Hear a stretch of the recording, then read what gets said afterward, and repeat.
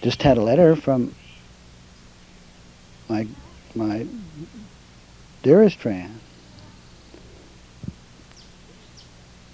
Marion, who is presently in California, and she tells me that California is simply awash with new gurus, new teachers, new theories, new ideas, and that everyone is busily running from one to the other.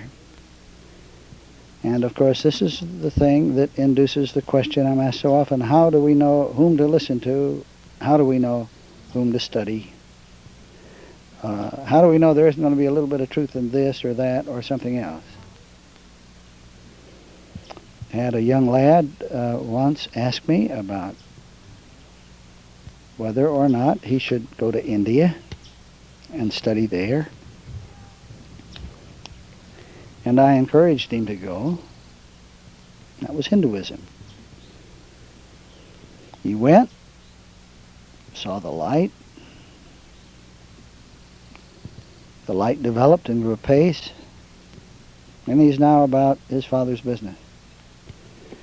Another lad asked me about the possibility of studying with someone in India. In Hong Kong. And I said, by all means. Another, to study with someone in Japan, to attend a particular ashram in Japan, and I said, by all means go.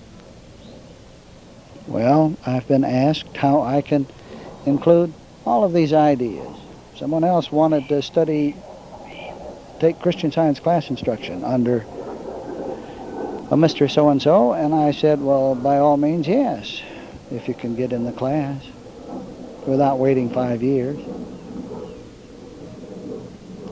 And if you can't get in his class, then there are other classes you can get in.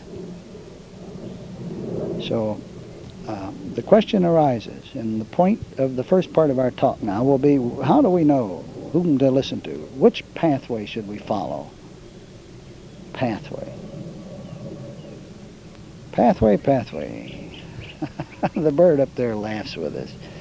There is no pathway to the goal when one's standing on it, when one's sitting on it, when one's breathing it. The goal is right here, right where one is. Oh, I don't mean here with Bill Samuel, that after your pilgrimage here to Alabama that you found the goal and that you had a pathway here. No way, that's not what I mean. There is no way there to light, enlightenment, but to be light and enlightenment. But I'm getting ahead of myself now. Let me point out a few things that perhaps you haven't thought about. Whatever path one travels, and I hate to use that word path, but what can I do? That's how it seems. It seems we start out as a very ignorant, stupid mortal, and we carry this ignorant, stupid mortal along, acquiring wisdom from this teacher or that one, and we walk a very, very long pathway in our attempt to arrive at some light, real light, genuine light, honest light, something that will really do what it's supposed to do.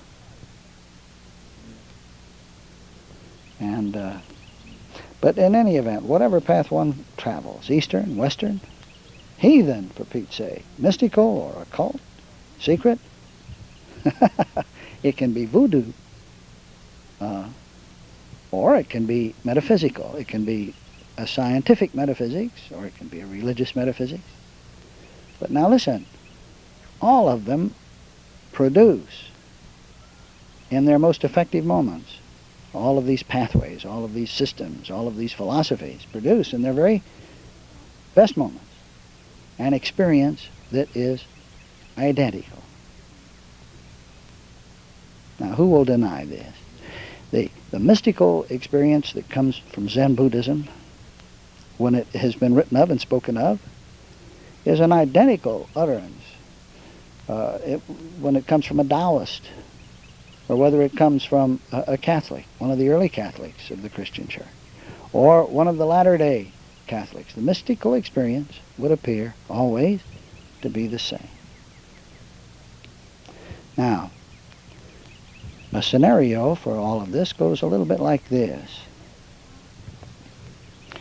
Whatever pathway one chooses, the pathway itself, either intentionally or unintentionally, and usually unintentionally, brings the disciple. Let's call the one who walks the pathway a disciple. It brings one to a place where he simply gives up. Now, why does he give up?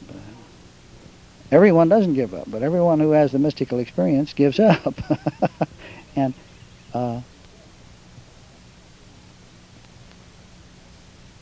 perhaps it's the frustration of the pathway in that it fails to live up to its promises. Or it could be that the pathway promised great health and wealth and joy and that sort of thing, and it worked initially. But then as the years grind on, as a lot of Christmases go by and a lot of New Years arrive, it would seem that the joints grow stiff and the back gets stiff and the eyes are not quite as bright as they were, and one doesn't hear quite as well, and we say, gee whiz, the philosophy isn't working now as it did before. And so again, there's a great giving up at that point. Or perhaps that giving up is sometimes induced by personal tribulations that are just simply too great to bear. Great depressions that settle over the humanity of us. But in any event, however it's induced, and by whatever route one is walking, traveling, studying, a turning point is reached, and a giving up takes place. I'm pointing out that the giving up is the same, whether one has gone the Buddhist route, the Zen Buddhist route, the Taoist route, or an independent route, as I guess you could say this has been for me. But in any event, one comes to a giving up place, and so the question is, giving up what? What does one give up? Well, it's always the same. Every discipline, as spoken of it, is the same giving up. It's a giving up of some degree of personal self-importance. Giving up some degree of a human sense of self, of humanhood. A surrendering, a giving up, a letting go of that old bugaboo ego. All right, a giving it up, but giving it up to whom or to what? And it seems that always the giving up is accompanied by a sense that, all right, I give up, but I yield to something greater, than this personal sense of myself that has to this point availed nothing. A yielding to, if you were a Taoist, you would say a yielding to Tao, or if a yielding to God, or if you were fundamentalist, perhaps you'd say I'm yielding to the blood of Jesus, or something like that. Or it might be you're giving up to Nellie D. Grabenbaker. But in any event, all those, by whatever discipline they've traveled, in speaking of the event and what appeared to induce it, inevitably speak of a giving up. And a giving up of a personal sense of selfhood, and a yielding, and giving it up not in despair to nothing, but giving and yielding in despair to an ineffable something. All right, now, what next in this scenario we're talking about? Whenever this yielding happens, always comes a grand sense of relief. You can read countless accounts of this relief as it's spoken of. It seems as though guilt has been lifted. It's as though darkness has been taken off, as though scales had fallen from the eyes. And whatever the discipline of the world, whatever the discipline one is following, if it is organized and has an institutional something behind it, inevitably they take credit for this grand sense of relief that follows the giving up.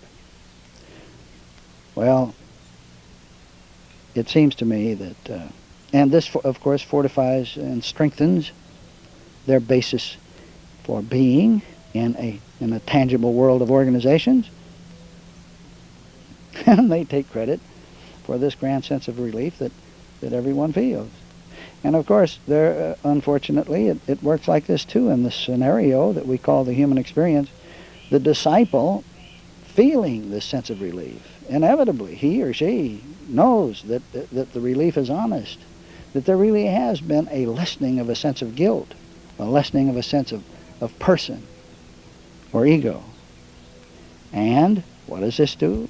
It strengthens that one's belief in the power and the importance of the discipline or pathway he or she is walking. Well, let's talk about this feeling of relief that comes about for just a moment. We've all felt it. It's the same for all mankind. It is as physical as anything can be physical. What is physical but the means by which spiritual is made plain, and the two are one? But in any event, it is this physical feeling of relief that comes from giving up and letting go has been spoken of by countless people, again, from whatever path they came from, and usually in the same terms. It's as though something warm had been poured over him. And it drains the tensions away. It washes the guilts away. There's a physical feeling that's actually like water pouring from the fingers and toes. Now, Christianity calls this experience, which incidentally is very natural and very normal for everyone. It is not so often recognized for what it is, but when it is recognized for what it is, that experience has been called the Holy Baptism by Christianity. It's been called other things in the other disciplines. But it's always the same experience. Now, we've all experienced this sense of baptism every time we've given up and let God take charge of our affair. I don't mean given up to do nothing. I mean give up to allow God to be in charge of our affairs and then do, under those circumstances, what that relief, that grand sense of relief allows us to see to do. All right?